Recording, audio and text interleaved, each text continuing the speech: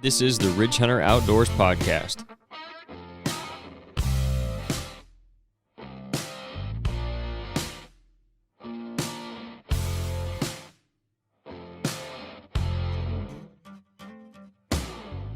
What's up, everybody? This is episode 58. Nate is back. I'm Canyon Clark. We're going to talk about kind of what's been going on with us because it's been a while since Nate's been on. Long time. I think the last one was the Dusty episode, and then before that, no idea. Yeah. So that is good, though. We got stuff to talk about. We can catch up on your season. I know you ain't got to go as much as you probably would like to, but no. But it's all right. Yeah, first season with the baby, so yes, that's the price you pay for being a daddy. Yep. We'll talk about, I know you got to go out a little bit and had at least one decent hunt during gun season. Yep. We'll talk about it a little bit, and I guess I really haven't been too much since the last episode I did. I really ain't been talking about it either. I did get another vlog video put up. I got another one that I need to get edited and put up. The one was from when I killed that doe, so I finally got it on the board. Yep. Someone other than Jeff. No, Dad killed one early. So yeah. The young guys we were kind of slacking, so yes. I had to get us on the board. Yep. Use the new setup anyway, and I was fairly impressed with it. I've said it a million times. I don't think it was the bow or the broadhead's fault what I was shooting before, but it's just kind of nice to try something different. Yeah. And I did. The only thing about those mega meats is all I hit on that doe was rib bones, and it's pretty mangled. Oh, yeah. The blades. So, yeah. But like I said, I think I've said it on here on the vlog, like that's kind of to be expected with a mechanical. So yep, they're pretty much one and done. Yeah, it is what it is. Yeah. But no, I shot that doe with that. Really liked it. I've talked about it with you. I do shoot the bow that I'm shooting now a lot better than I did the other one. I had the Outlaw, I think it was a Diamond Outlaw, before I had the Insanity. Really like both the bows, but I always shot the Outlaw really well. It was just getting old, so I got something different, which is when I got the Insanity. But the Outlaw was based off of the Assassin, which is the bow I'm shooting now. It was just a single cam version of the Assassin, essentially. Yeah. And it was from Diamond, so it was a little bit cheaper. But now I've got this Assassin that I'm shooting. And like I said, I always shot that Outlaw really well for me. I'm not like saying I'm John Dudley or something, but I shot it pretty well comparably to the other one. And now this Assassin, it's the same feel. Yeah. The draw cycle is just a little bit harsher at the end with the two cams. Yeah. But it ain't bad. Yeah. And the let-offs on that thing, I think, is probably 80%, but it feels, I mean, there's nothing at the back end of that. Yeah. And it's a 70-pound bow, which is also different. I was shooting the 60-pound for deer, but I've got to where I'm pretty comfortable with 70 now. Yeah. Which was partially being in shape thing, I guess, for drawing the bow. So 60 was always just a lot easier, but like I'm to the point now where 70's fine.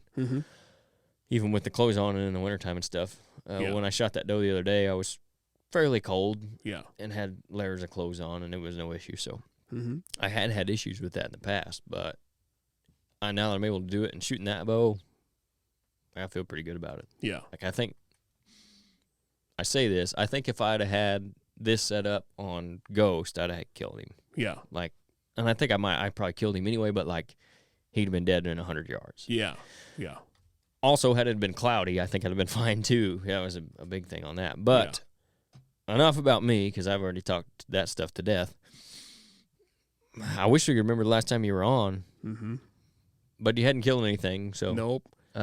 It had to have been before gun season. Oh, yeah.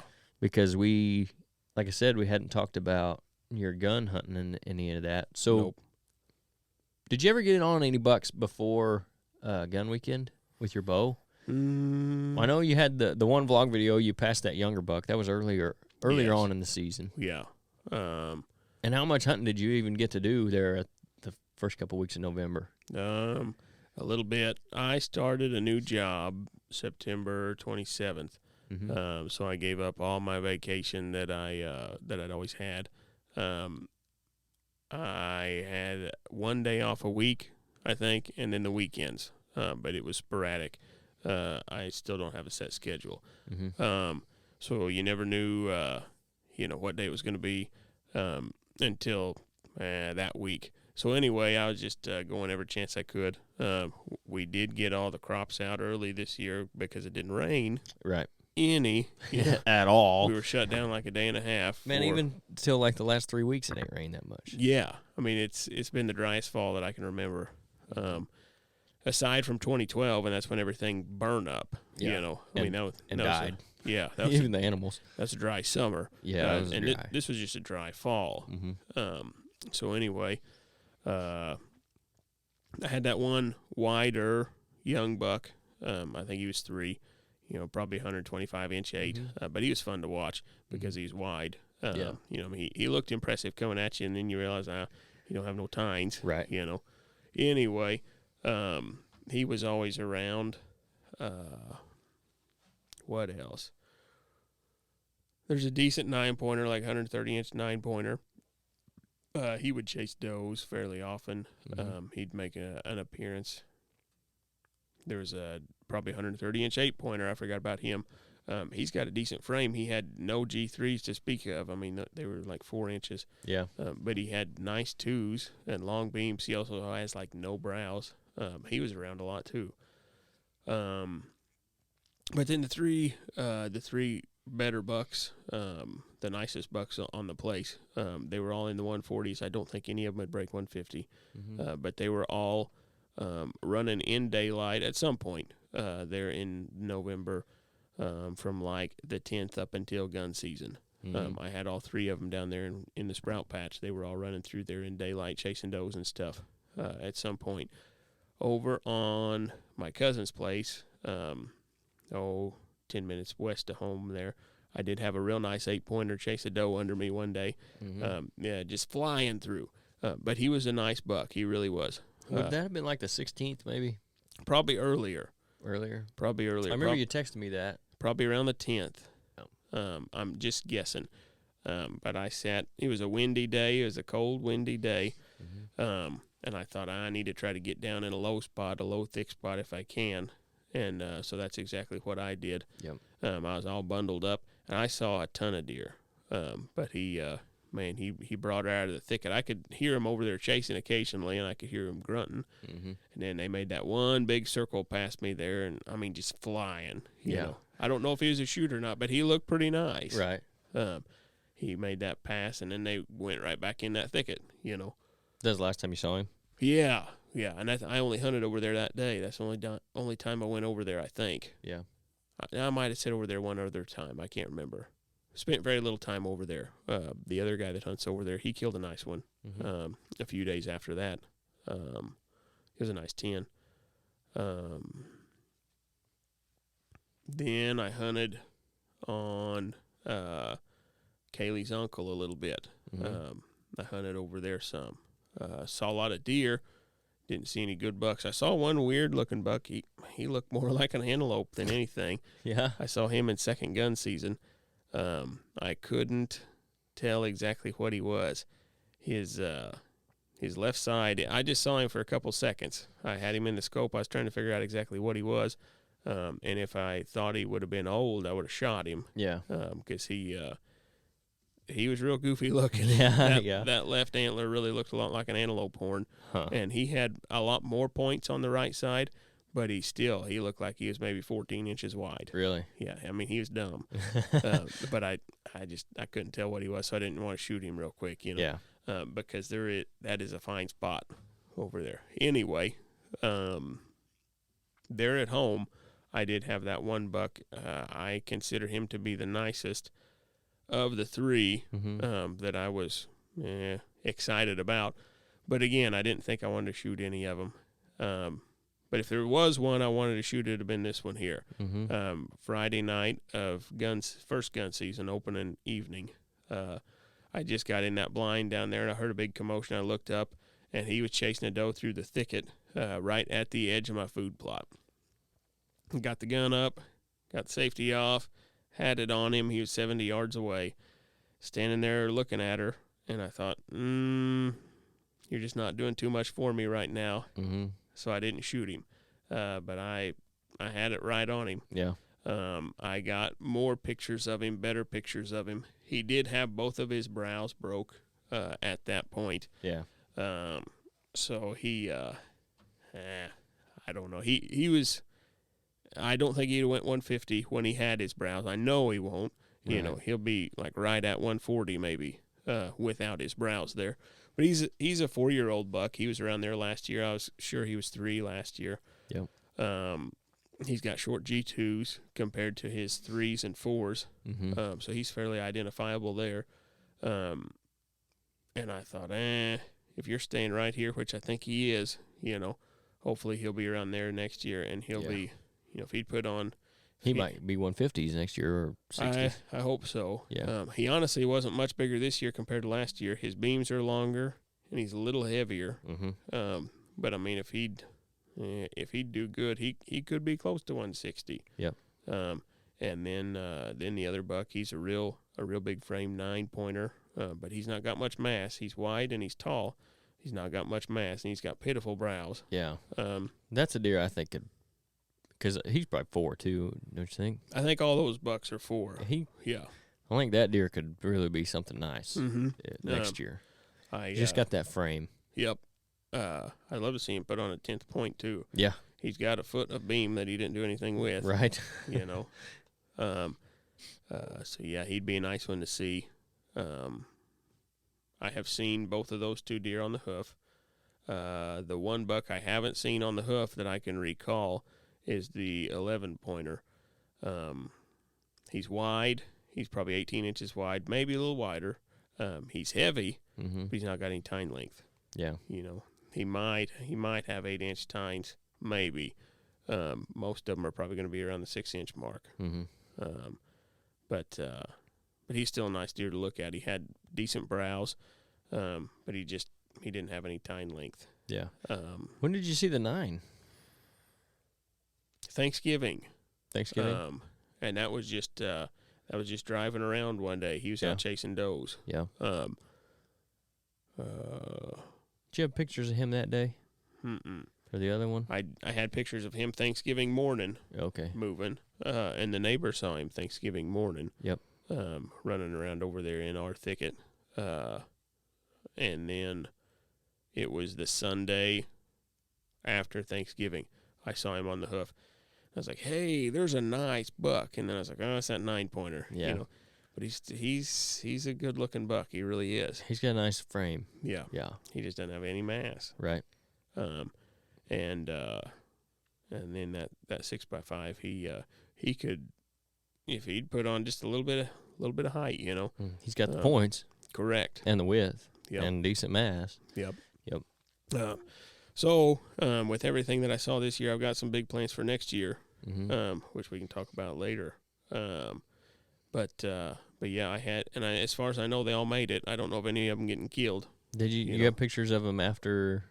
I know you got pictures of the 2 after first gun weekend, right? Mm-hmm. Yep. For sure.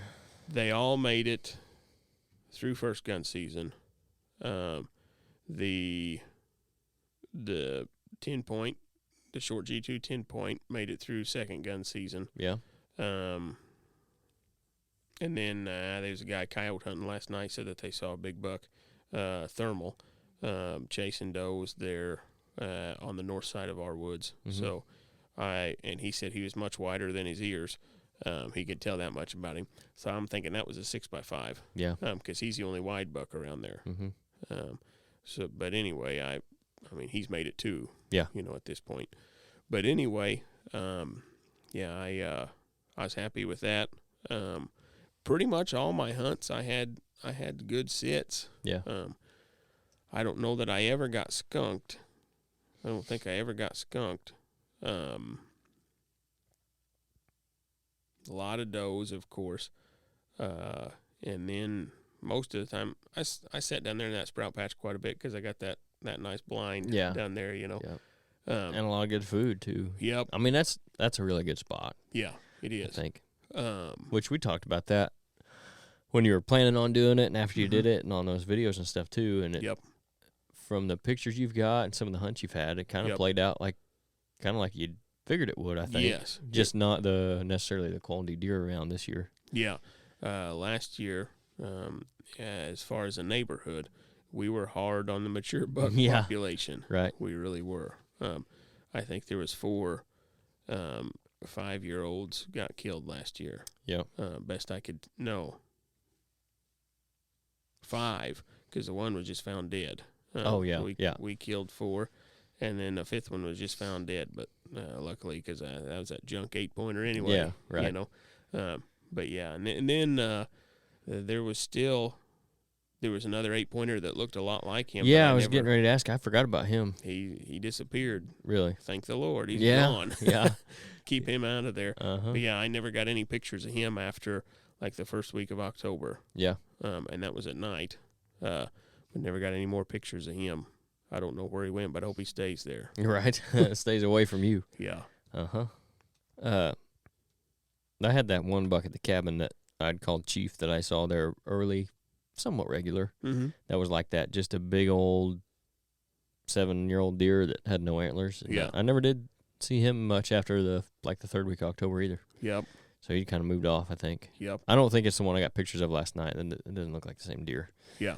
But I do have that one 8-point that I sent you the picture of there from the North Farm that I'd potentially like to shoot. And I think I did tell you that the neighbors saw Spencer as well. Yep. Which I'd definitely like to shoot that deer. I think he'll boon. Oh, yeah. He's a nice deer. He's broke up a little bit, and the last picture I did have of him, one of his brows was broke too because he had those great big brows. They were really narrow. He broke one of those, but I'd like to shoot that deer. Oh, yeah. But I don't know if how much he's running on where I'm at because I haven't got any pictures of him. Yeah. There's a couple cameras I need to check yet that I haven't checked since before gun season. Yeah. First gun season. So there's not to say he couldn't have been on those, but yeah. So you gonna do much more hunting this year, you think? I don't think so. Yeah. I think I'm gonna leave everything alone. I really do. Just let him have it. I think so. Yep. We've not got much food around there. We do have a cornfield. Never mind. So there is some corn for them. That Sprout Patch food plot did really good. The other food plots did good for the amount of water that we got. Yeah. But they're still not great. Yeah. Just simply because, we didn't have no rain. Yeah. So they didn't grow too much, and then what they did grow, they just hammered them. Yeah. Yeah. So anyway, I think I was going to leave them alone. Again, I don't have much time. But I was fairly happy with how much I got to go. I was happy with the season I had. Yep. I had an opportunity at that thing. I could have shot him. You had a chance at the nicest deer on the place. Yep. That you knew of. Yep. In my opinion. Yep. So I wasn't upset. And he just, if he'd had me more excited, I would have shot. But he wasn't doing much for me, so I wanted to let him go. Yep. Because he had been staying right around there pretty close. Yeah, that factors into it too. Yep. And you knew him from last year, so he'd obviously stayed at least his fall range for the last 2 years. Yep. And with the improvements that I want to make, I think I'll keep him right there. Nothing's going to change except for the better. So anyway, not unhappy with anything. Just didn't have the deer the caliber of deer around that I was really wanting to chase. Yep. Like last year, which you said last year, and for anywhere, last year was pretty exceptional as far as mature bucks around. For real. Yeah. In the whole neighborhood. Yeah. I've been running cameras hard for 10 years, and I've never had that. Right. Normally, 140-inch 8-pointer. That'd be the one that I'd be trying to kill, and then I might have one straggler come through, a nice buck, something that'd be 150 or so, Right. Never ever did I have something, like that funky 8 that I killed.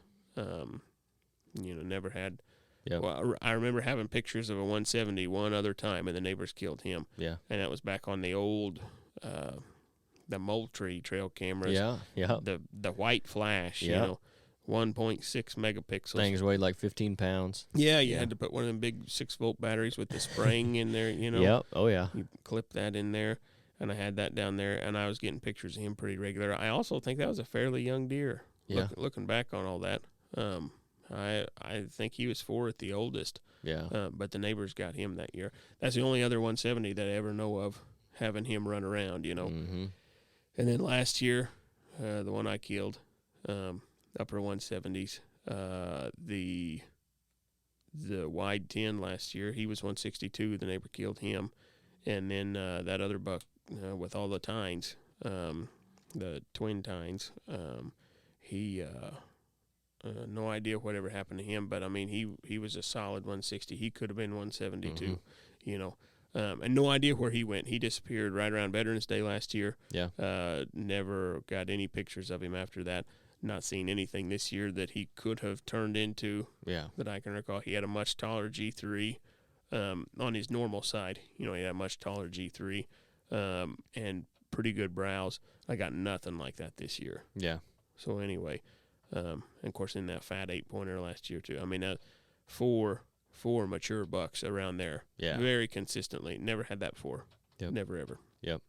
That's kind of where I was at this year, and not necessarily in one spot. It's spread out. Yeah. Because, there's a couple over there at the cabin, and I got pictures of both of those deer on the 2nd of December, which would have been the Saturday night, or the 3rd. Was it the 3rd? It was the Saturday night of second season, so it might have been the 3rd. Yeah. Either way.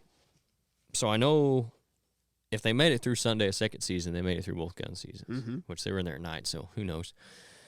Had the 2 deer at Tubbsy's on one of his places that, obviously one of them shot, didn't find. And then, there's another one at the cabin there, so that's 3 deer on 10 acres that were shooters. So the one I did shoot that I'd never seen before, that I think was a definitely 4-year-old deer. I don't know what he would have scored. He was wide and heavy. Yeah.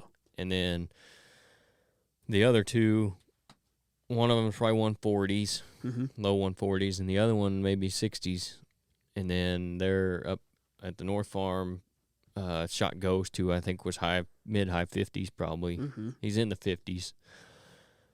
Spencer, that 60s easy, I think. He's big and wide and fairly heavy in the beams. He doesn't have a lot of he's not real heavy in his tines, which doesn't count anyway. Yeah. And his brow tines aren't real heavy. But when I saw him in person, he was heavier than the original pictures I had of him. But anyway, 6x5, real tall. He's a really nice deer. Yeah. So there were those 2 there. There's that 8 that's there now that's probably high 130s maybe. But I think he's probably 5.5 years old or better. Just a big brute of a deer. Yeah. And then, let's see. Oh, I'm missing one. I did have a great big 6-point at another one of the places I don't hunt much on camera, but there was another 2 deer probably that I had pictures of here and there at the cabin that I would have shot too. So, it was a pretty good year as far as seeing shooter bucks on camera. Yep. And even from the stand, but I also ran more cameras this year than I ever have before. Yep, so, that's true. And those cell cameras made a lot of difference. Yeah. And if I think that's one thing I've taken away from this year. Like there were 2 times where I got pictures of deer either in the morning or the night before. One of them was the night before, one of them was in the morning. I got a picture of the one the night before. It would have been right around Thanksgiving. And I thought I ought to go in there and hunt him in the morning. And he was there in the morning, and I wasn't. Yep. And that was the 9 at the cabin. Yeah. And the other time, I had him and that other buck I've been calling the G3 buck, the bigger one, at the cabin early. And I had something to do that afternoon, but I thought I ought to go in there and hunt the middle of the day. Yeah. Because it was like November 7th or 8th. Yep. It's like I ought to go in there. I didn't. The biggest one came back through at like noon. Man. But there were also 2 times where Once I did see that 9-point, got a picture of him in the morning, and I didn't go, but I thought, I'm going to get up and I'm going to go. So I got up and went out there, and I did see him come by at 11. He was just too far. Yeah. 45 yards right inside the woods there on the south side of that plot. Mm-hmm. And then the other time, what's the other time I'm thinking of? Might have been the time when I shot Ghost, because I had pictures of him the night before I saw him. So I had pictures of him, or the morning of the 16th, running around in there. And then I went in 16th on the evening, saw him, went in on the 17th in the evening and shot him that night. So learning to trust that the cameras and my gut, like, I ought to go in there because he's probably going to be there and go in there and do it. Yep. You know, because that got me. They would have killed Ghost for me, and I made a better shot. I would have gave the cameras the credit for that one. Yeah. And obviously those other 2 times where I should have went in, you know, they definitely. I'm pretty happy with what I've got out of the cell cameras for no more than I have in them. Yep. You know what I mean? Yep. For $15 a month for one of them and $8 a month for the other, maybe. Yeah. Like, it's pretty invaluable information to have right there. Like that. Yeah. If you're using them like that, you know, cell cameras. If you're using them like that, I mean, they can, especially the patches like we're hunting. You know, where we don't have deer. I mean, completely living. It's not like they're really consistently there. Yeah. It's like you said, they'll be there at the cabin, and I said this before the season started, and it's the same thing now. Although the 2 bucks have been in there more than normally, I would see mature bucks in there. But most of the time, it's like they're in there for a couple of weeks. Yeah. After whatever does are living on, or at least using that 10 acres quite a bit, and after that, they're gone. So, yeah, having those cell cameras and those patches like that, you know, as soon as they come in there, because in years past, I'd go in, say, on like the 18th, and I'd have a picture of one on the 11th or the 10th, and then never see him again. Yeah. Well, there was my chance. Correct. Or the 4th. Yep. You know? And you just didn't know it. Yep. Neither of us, we've really, for the most part, neither of us are keeping deer on us. They're not living on us the whole time. Right. You know, neither of us have that big of spots. Mm-mm. But our spots include these deer's home range includes our spots, but their core area isn't necessarily right there on us. Right. You know, right. He's going to be there some, but he ain't there all the time. Yep. So yeah, we cell cameras are very useful for that. And like I didn't even run mine this year. I never even got mine up. Right. You know, I was just checking. I think I only checked 2 of my cameras regularly there at home, out of the 6 that I've got up. I've got 1 camera that I've not even checked since before season came in. No kidding. Yeah. That camera back there in the southwest corner. Also don't have a stand back there. Yeah. I really don't hunt back there too much. If I do, it'll be a portable setup going in there, you know. But I didn't have the time this year. Right. Last year I was messing around back there a little bit because I knew what was back there. Yeah. But anyway, yeah, I got a camera back there, and I've not even checked it since before season came in.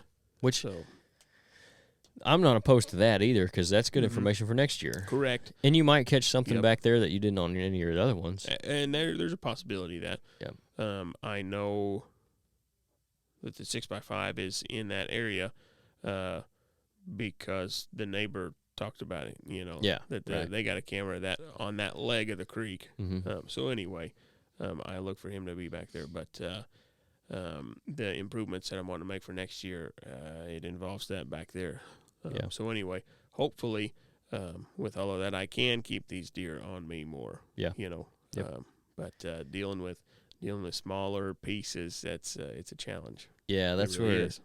I like to try to, if you can set it up to where you can keep them on you as much as possible during the daylight when you can hunt them.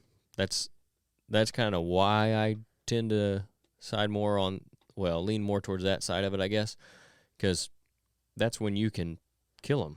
Yep. Like you can set your property up for fawning and having deer there in the summertime. Yeah.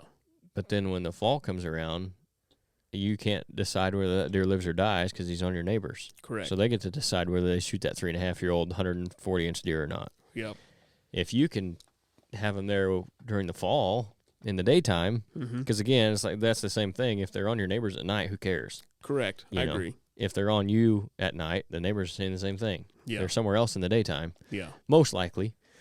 Obviously, during the rut, everything kind of, like, if there's a hot doe, everything goes to crap. It's just wherever she's at whatever time. Yeah. But consistently, and then that opens up your window of hunting them, too, because even if you do have it set up poorly, maybe there's a chance that deer comes through after a hot doe from November 1st to November 30th. We'll call it that. Maybe the first part of December. So there's 3-4 weeks, because they're going to be locked down for a little bit of that. There's other periods where they're going to slow down some. So call it 3 good weeks of hunting you got. If you set it up right, now you've opened that up to 7 or 8, 10, 12 weeks. Yep. Where you got a legitimate chance to kill that deer. Yeah. And you got to be able to do it, because there's a lot of things I like to do up there on the North Farm that I just can't do because it's not mine to do with. Correct. I could have, in my opinion, just a dynamite setup down there in the bottom, and especially for this time of year, because whatever food is left is just shelled corn.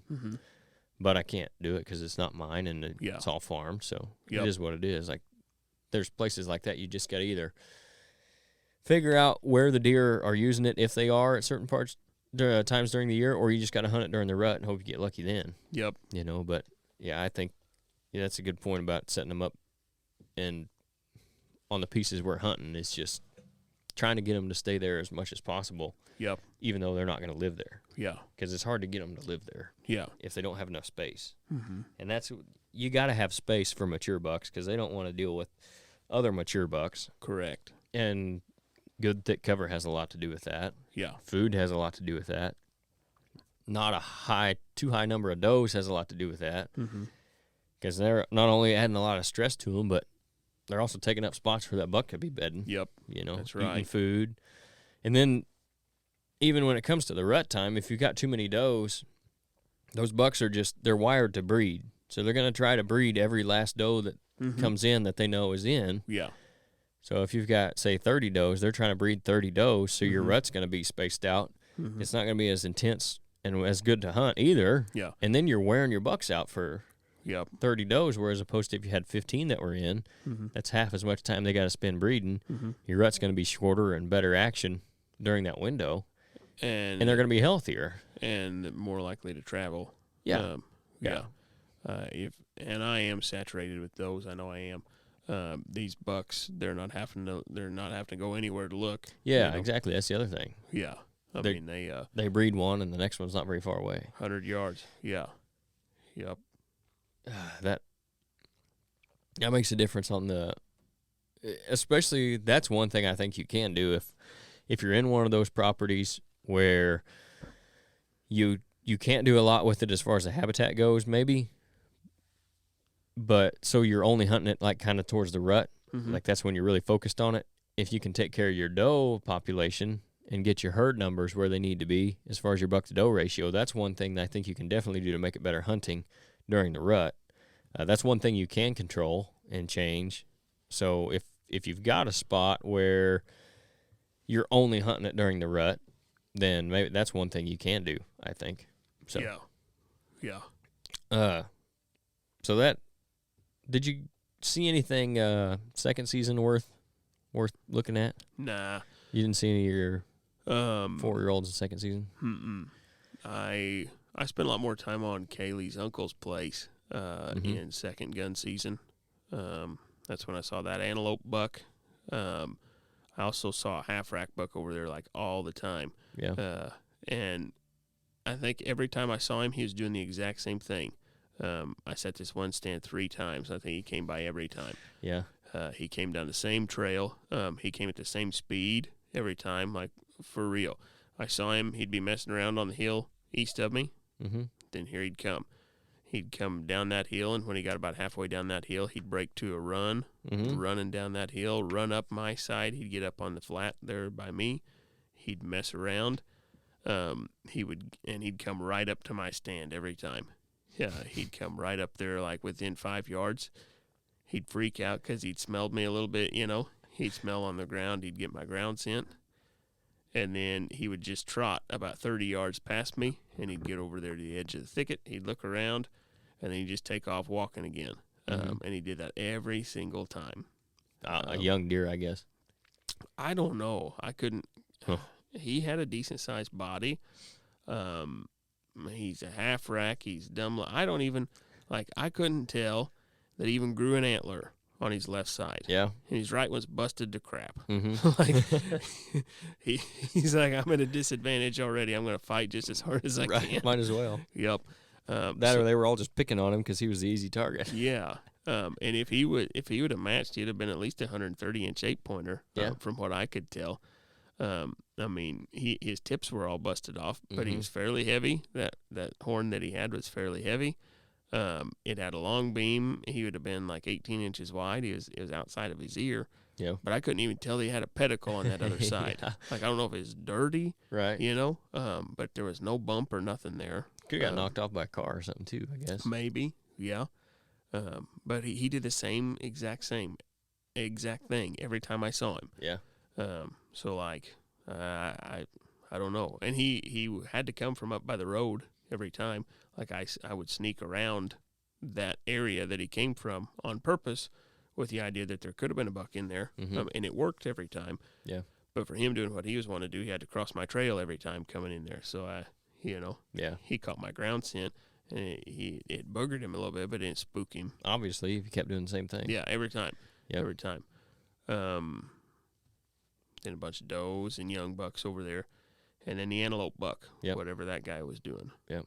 And that's like you knew what you had at your place, so you could go spend time somewhere else and maybe get lucky and have one you didn't know about come by. Correct. Which I think is kind of nice. Not that I would ever complain about having nice deer in multiple places like I had this year, but it does spread you out a little bit because you think, where do you focus? Right, exactly. Which one's most killable at what time? And if they're both that way, then and they're both the same caliber deer, how do you decide where to go if the stance are the same for the wind? Yeah. You know, there's a lot more decision making that goes into it, which true. Obviously ended up doing okay. Just the last part, the shooting part, got me. But it definitely like where you're at, and that removes temptation of killing one of those deer too. If you want to see what they turn into next year, if I ain't there, I ain't gonna kill him. Exactly. Yeah. So, and he's not gonna know you're there either if you're not there. So if you don't really want to kill him, there's not. Why go in and mess it up too, you know? Yep. So obviously there's always a chance something else could come in. Yep. But this year also, of course, like I said, I've not been checking my cameras very well. But this year, from what I can tell, everything that I had in the summer is exactly what I had in the fall. Mm-hmm. I had a bunch of little 8-pointers. I don't know anything about them. 2-year-olds, unsure. Yeah. But as far as 3-year-olds and these 4-year-olds, I kept all of them that I could tell. And like the one wide young 8-pointer that was real. I spent a lot of time down there in the sprout patch.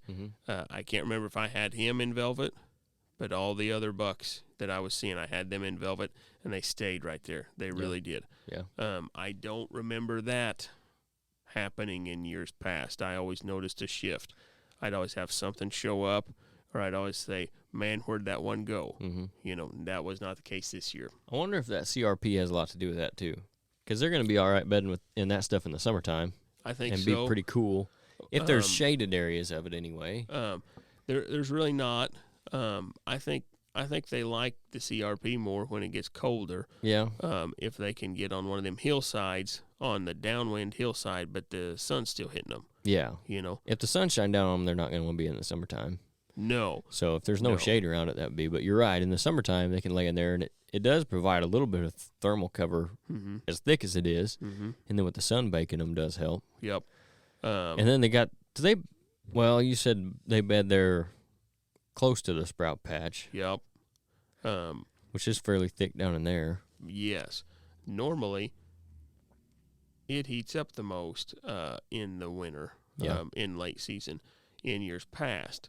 But I've never had food down there like I have this year. So this year it was better early season, because they'd come out of the big woods south of me, and they'd come up there and then they'd feed, and then they'd head on north, 3/8 of a mile to the cornfield. That's where they spent the night, I think. Yeah.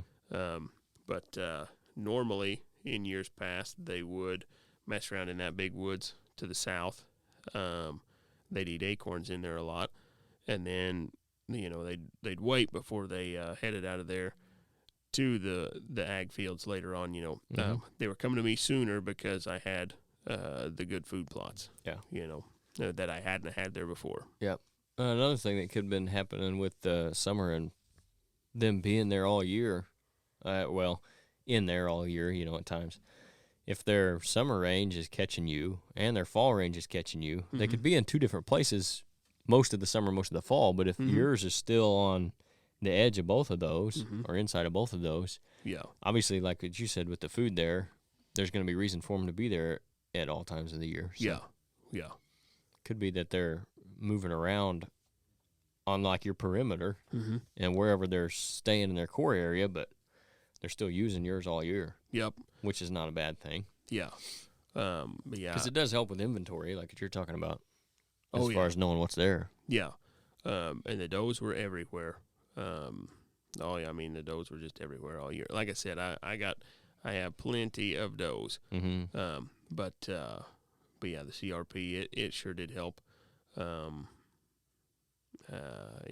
Things were good this year. I can't complain at all. But I do. I think we can even make them better based on what I saw this year. Just time and money, and who has either one, right? Exactly, one and the same too. Yep. Yeah, that's something too that I think. It's if you can sit out there and figure out, like guys like you and I think the same way. If I'm sitting there, even if I'm not seeing a lot of deer or I'm not seeing the deer I want to see, I'm still. When I'm hunting, I'm thinking about what can I do to make it better. Oh, yeah. Next year. Like, I'm coming up with all these ideas while I'm out there hunting. Yep. I'm hunting almost just as much for next year as I am for the year I'm hunting. So you can't, anytime you spend out there in the woods and in a tree or in a blind, if you can gain some information on maybe what they're doing, what they could be doing, or where you could make it better, I think you can always do that too. Oh, yeah. Like, there's a perfect property out there, but I doubt it. There's always something you can do. Even the guys that have the ones that everybody else thinks is perfect, you listen to them talk, they're like, well, I'm going to do this, and I got this to do, and I can do this here. Yeah. And there's always maintenance stuff, too. So. Yep. But I think there's always improvements you can do. Yeah. Which I had some at the cabin this year that I never got around to that I'm going to try to get done this winter or this spring. I think I've had several different ideas on it. I think I'm going to try to set it up similar to what we got going on at Jeff's. Because I really like the way that food plot's set up. And for the room I have at the cabin, like if I could pick that food plot up and move it to the cabin, I think it'd be dynamite right now. Yeah. So if I can do something similar to that, what I'm going to have more trouble with is the browse pressure on the grains because there's just not that much around there. Whereas, no, there's not. Whereas Jeff's has stuff on every side. Yeah. So I'd figure that out, maybe mixing some Milo or something. Or just plant more of it. I might have to plant more of it than what we got out there. Yeah. And see what happens there. But that's definitely a project I got in mind for there. And again, that's even with having at least 5 different shooters on that property at some point this year. Yeah.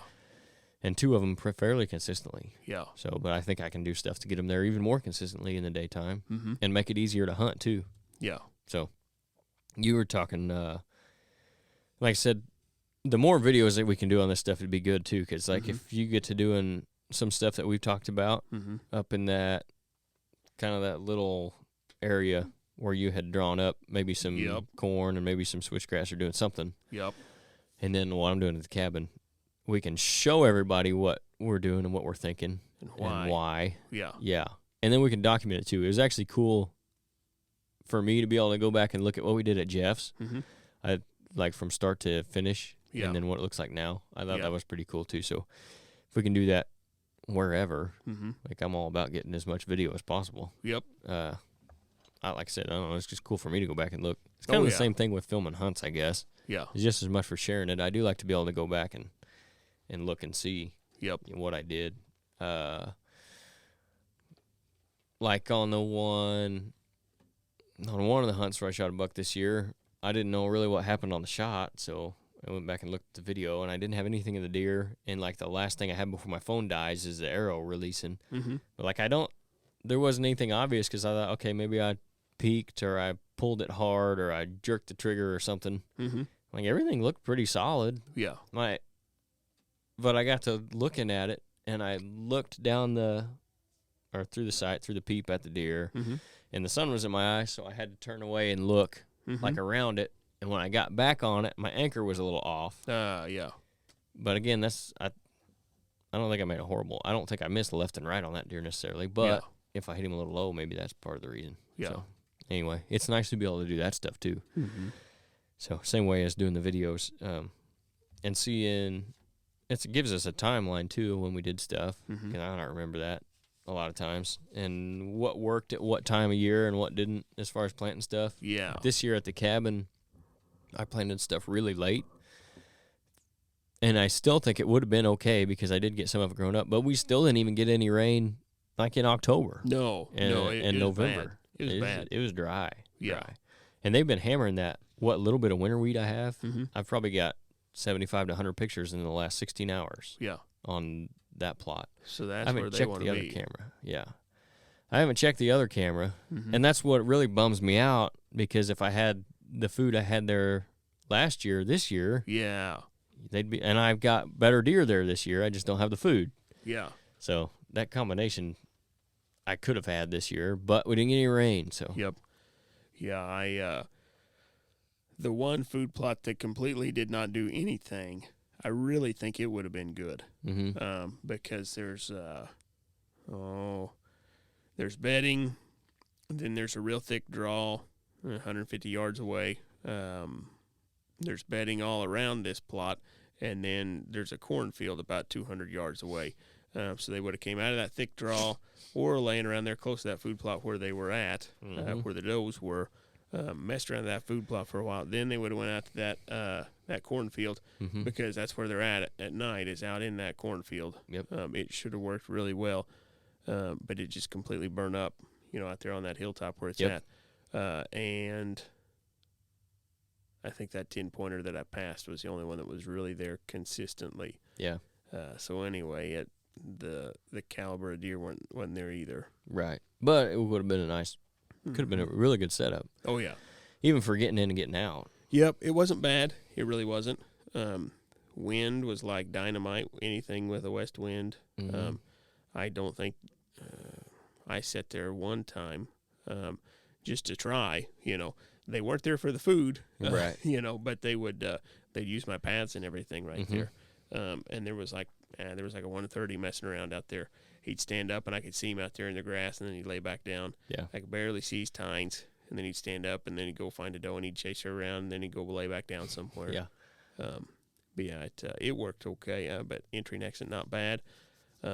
Just while you're climbing that ladder, and they could see you. Mm-hmm. That was the only thing that spooked me. Yep. But as far as I know, I never got picked off. Yeah.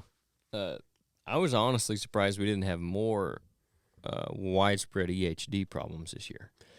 Correct. As dry as it was late. Yeah. And it may be because we got just enough rain here and there. Mm-hmm. Because that's what happened with the corn and beans. Mm-hmm. Was with the corn, we got a lot of rain early. Yeah. But the beans seemed like we got rain just when they needed them. Mm-hmm. Like it was pretty timely for them. And then it dried up after they were done. They were pretty much already done growing time it dried up. But yeah. It still was just so dry for so long. I thought there might be some issues mm-hmm. with some EHD because that's what happens. But I didn't really hear. Obviously, it happens every year in spots and places. Mm-hmm. You're going to have some of it. And I think that's probably a misconception about it. People don't think like it happens all the time. Yeah. But every year there's EHD somewhere killing deer. Yeah. Just a matter of how bad and how widespread. It's not always going to be like 2012 or the other one was like 2007. Yeah. But it's always happening somewhere. I was surprised it didn't happen more mm-hmm. this year because it was so dry. Yeah. And it just stayed dry. Like you said, until the last 2 weeks maybe, mm-hmm. we didn't have any rain to speak of. Yep. Yeah, this week is the first time I was like, wow, Skillet is up there, 3/4 full. Mm-hmm. Yeah, that I've not. It killed fishing too because we couldn't. Yeah. You could never catch the river moving up and down because it wasn't. Mm-hmm. Every time it would rain, it was like what 1/10 of an inch. If it rained. Yeah. And it was so dry. I mean, it just soaked it up. Yep. What was it? We had some big rains back there in the summer. Mm-hmm. Midsummer. Yep. Just crazy. It was really wet in the spring. Yep.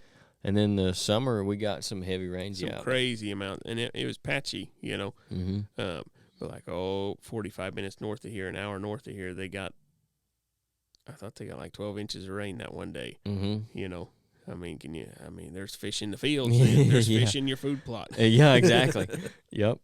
Yeah, we didn't have that problem in the fall, though. Nope. And when we did plant, when I did get that day I got all my fall food plots in, we didn't get the rain that we were supposed to. We got like 2/10 or something, and it was forecasting like over an inch, Mm-hmm. That would really beat it down and started it good, and it didn't happen. That seemed to be what would happen, too, is we had several days where it was forecasted to rain, and we didn't get it. We'd miss it or just barely get a sprinkle. Yeah, and then the couple times we did get like 2/10 or 3/10, it wasn't even forecasted. Yep. It just popped up, and there it was. Yep. And that, unfortunately, killed some of, my food plots, except for Jeff's because we got it in earlier. Mm-hmm.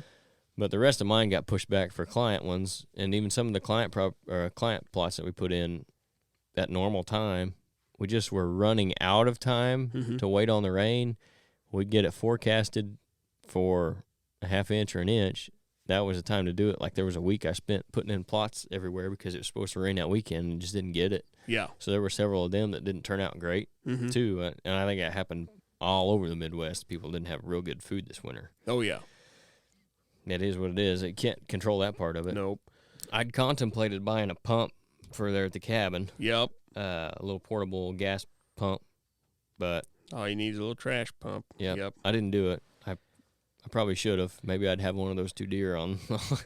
You and I both have access to some water pumping machines. Yep. Yeah. If the cabin wasn't in another county, that probably definitely would have happened. Yeah. Because we talked about it at Jeff's anyway, but it ended up turning out okay. Yeah. I have seriously considered trying to buy an old fire truck just for that purpose. Some guys do that. One that I can lift water with, Yep. One that I can get draft water with. Yeah. That way I could draft it, have it in my tank. Just a 500-gallon, 750, nothing big at all. Because if it's dry enough, you're thinking about doing that, it'll be dry enough to drive. Yeah, right.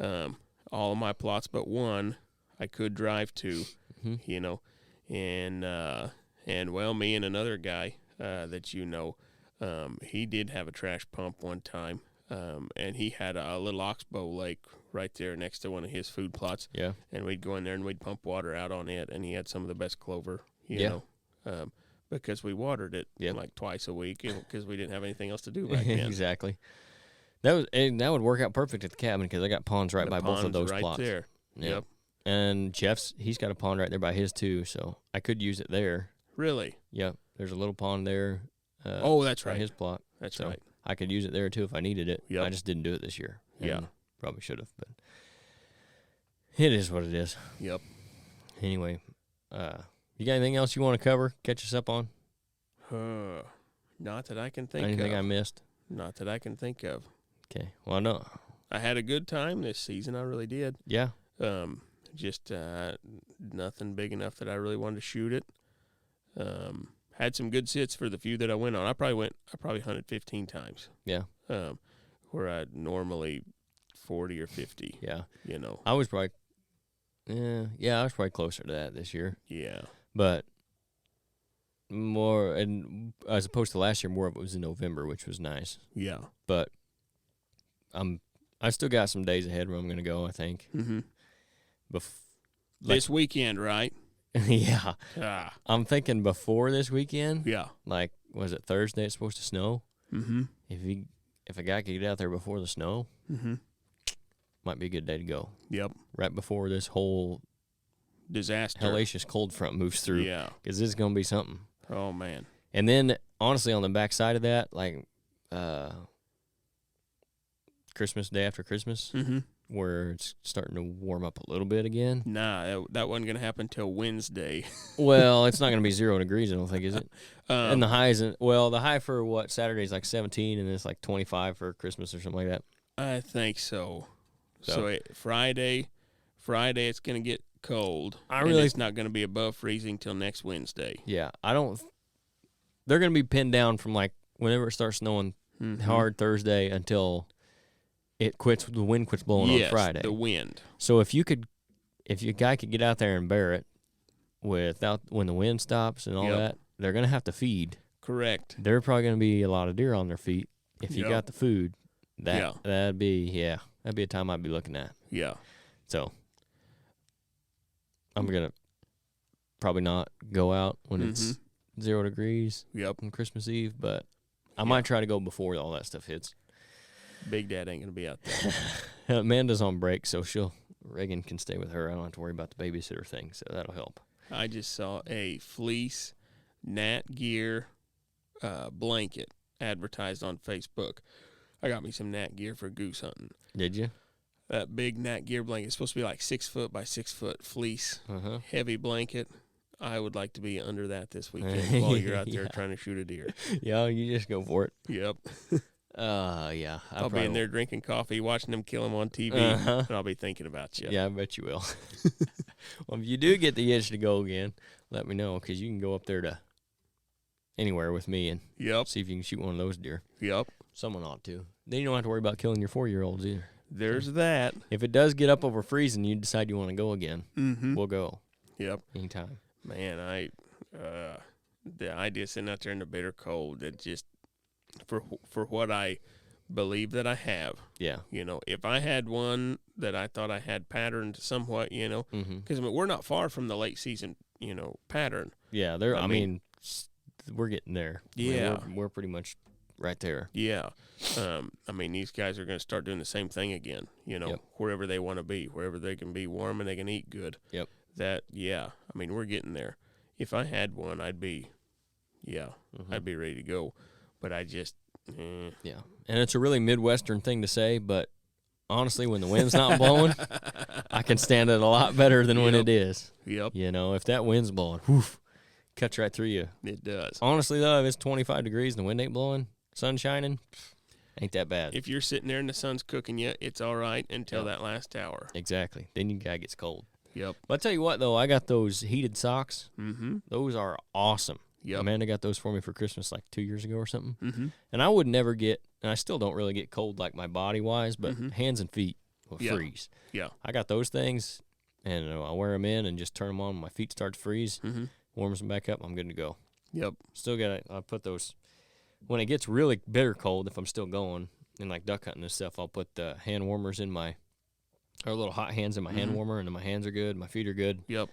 Since I've had those socks, I've froze out way less than I did before. Because used to, if my feet got cold, it's done. Yep. And I could not find a pair of socks good enough to keep them warm. I got a buddy that he bought some heated insoles, rechargeable Thermacell, I think. Yeah. Heated insoles. And he said, oh, man, I loved them. I used them twice. And then he said, I lost that remote. No idea where the thing's at to turn it on. So that sucks. What do you do with that? That sucks. Yeah. That'd be a little unhandy. Yep. So that's pretty much going to do it for this week, I think. We'll shut her down right there, save some stuff for next time.